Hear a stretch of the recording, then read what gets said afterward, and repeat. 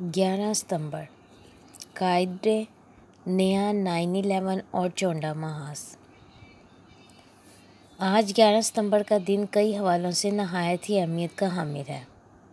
قیام پاکستان کے صرف ایک سال بعد 11 ستمبر کو قوم کا باپ اس دنیا سے رخصت ہو گیا۔ کسی بھی بڑی شخصیت کی رحلت پر عموماً اس کا خلا پر نہ ہونے کا رسمی فقرہ ادا کیا جاتا ہے۔ قائد اعظم محمد علی جناح کے بارے میں یہ قطعی طور پر رسمی بات نہیں، بلکہ ایک اٹل حقیقت ہے۔ قائد اعظم کی ان کے انتقال کے پہلے روز کی طرح کمی آج بھی شدت سے محسوس کی جاتی ہے۔ اگر صرف کشمیر کی بات کر لیں تو قائد جیسی کمٹمنٹ کسی بھی حکمران میں نہیں پائی گئی۔ پاکستان کے دوسرے army chief general Douglas Gracey کو قائد اعظم نے کسی بھی طرح کشمیر کو آزاد کرانے کا حکم دیا تھا۔ قائد کی رحلت کے بعد ایسی کمٹمنٹ کسی حکمران میں نظر نہیں آتی۔ محمد علی جناح کو 1937 میں مولانا مظہر الدین نے قائد اعظم کا لقب دیا تھا، جو ان کے نام کا اٹوٹ حصہ بن گیا۔ انگلینڈ سے واپسی کے بعد جناح صاحب نے سیاست میں باضابطہ طور پر حصہ لیا اور 1906 میں انڈین نیشنل کانگریس میں شمولیت اختیار کی۔ کانگریس کا حصہ بننے کے بعد انہیں اندازہ ہوا کہ یہ جماعت برِ صغیر کے تمام باسیوں کی نہیں بلکہ صرف ہندوؤں کی نمائندہ جماعت ہے۔ یہیں سے دو قومی نظریے کی بنیاد استوار ہونے لگی، جو ہندو اور مسلم قومیت کے درمیان دیوار ثابت ہوئی۔ آج قوم قائد کی 73ویں برسی عقیدت و احترام کے ساتھ منا رہی ہے۔ 11 ستمبر کی 1965 کے حوالے سے ایک منفرد اہمیت ہے۔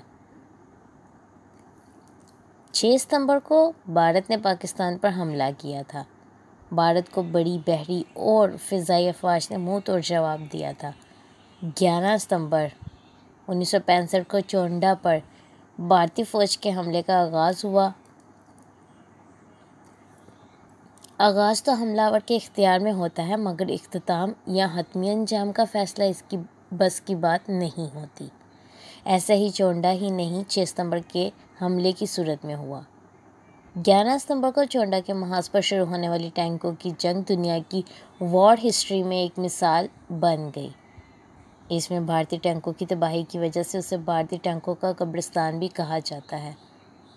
چونڈا اور اس سے ملحقہ پہلوڑا، بھاگوال، گڈگور، ظفروال، ٹھرو منڈی، چوبارہ اور خانے والی اس لڑائی کا میدان کارزار تھے۔ چونڈا کے محاذ پر پاک فوج نے وطن عزیز کا دفاع کیا اور دشمن کا جی ٹی روڈ پر قبضے اور سیال کوٹ کو لاہور سے کاٹنے کا منصوبہ نہ صرف ناکام ہوا، بلکہ دشمن کا عددی برتری کا گھمنڈ چونڈا کی خاک میں مل گیا اور ہماری افواج نے اپنے سے کئی گنا زیادہ فوج کی پیش قدمی روک دی۔ چونڈا کی جنگ اپنے اندر ہزاروں داستانیں سمیٹے ہوئے ہے۔ چونڈا کی جنگ 7 دن جاری رہی اور یہ تو دنیا نے دیکھا کہ کس طرح افواج پاکستان اور چونڈا کے نوجوان شانہ بشانہ دفاع کرتے رہے، اور جب وقت آیا تو فوجی جوان اپنے سینوں پر بم باندھ کر بھارتی ٹینکوں کے نیچے لیٹ گئے۔ ایسا دنیا کی جنگی تاریخ میں کبھی نہیں ہوا تھا۔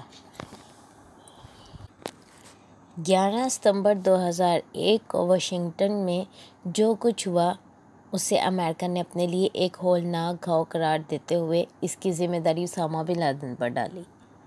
وہ اس وقت سے افغانستان میں موجود تھا جب سے امریکہ کی سوویت یونین کے خلاف مہاجرین کے کمانڈر کی حیثیت سے جنگ لڑتا رہا تھا۔ اب ایک دم سے وہ اور اس کے کئی ساتھی امریکہ کی نظر میں مجاہدین سے دہشت گرد بن گئے تھے۔ 11 ستمبر کی مناسبت سے امریکہ نے ورلڈ ٹریڈ سینٹر پر حملے کو 9/11 قرار دیا، جس میں 3000 لوگ مارے گئے تھے۔ 9/11 پر امریکہ میں ہر سال برسی کے نام صف ماتم بچھتی ہے۔ آج 9/11 پر زیادہ ہی شدت سے امریکی ماتم کر رہے ہیں۔ امریکہ اور اس کے اتحادیوں کی طرف سے یہ لغار کر کے افغانستان کو تاراج کرنے میں کوئی کسر نہیں چھوڑی گئی۔ 20 سال بعد امریکہ نے سودوزیاں کا حساب کیا تو اسے لگا وہ سنگلاخ پہاڑوں سے سر ٹکراتا رہا ہے۔ طالبان اقتدار کے ایوانوں سے نکل کر گوریلا کارروائیوں کے لیے پہاڑوں پر چلے گئے۔ امریکہ کو بالآخر ان کے ساتھ امن معاہدہ کرنا پڑا۔ آج طالبان اقتدار میں آ چکے ہیں۔ ان کی طرف سے عبوری حکومت کا اعلان کیا گیا ہے۔ حسن اخوان طالبان حکومت کے وزیر اعظم بنائے گئے ہیں۔ ملا عبدالغنی برادر اور ملا عبدالسلام حنفی نائب وزیر اعظم ہوں گے۔ تحت دست حکومت کی مکمل کابینہ کا اعلان کیا گیا ہے۔ یہ لوگ اپنے عہدوں کا حلف آج 11 ستمبر کو اٹھا رہے ہیں۔ طالبان اور ان کے حامی حلقے وہ جہاں جہاں بھی ہیں جشن منا رہے ہیں۔ طالبان حکومت کا قیام اور آج حلف برداری سے ایک نیا 9/11 نئے رنگ میں نئے ڈھنگ سے دنیا کے منظرنامے پر طلوع ہو رہا ہے۔ ادھر آج امریکہ میں برسی کا اہتمام کیا گیا ہے۔ طالبان کا جشن امریکہ اس کے اتحادیوں اور حامیوں کے لیے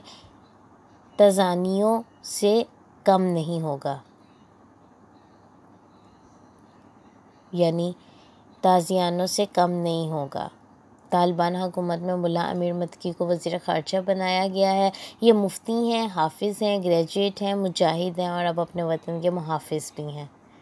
کابینہ کے باقی لوگ بھی ان کی طرح کے ہیں۔ ان کو امریکہ اجڑوگوار قرار دیتا ہے۔